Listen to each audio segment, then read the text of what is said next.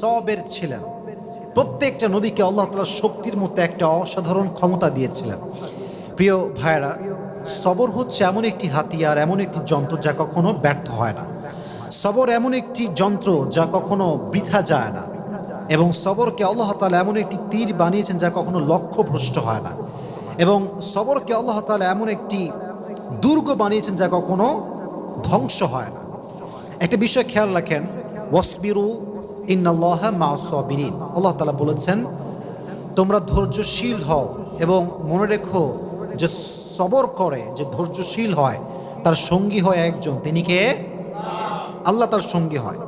এখন প্রশ্ন হচ্ছে যে সবর, ওয়াই সবর ইজ মোস্ট ইম্পর্ট্যান্ট?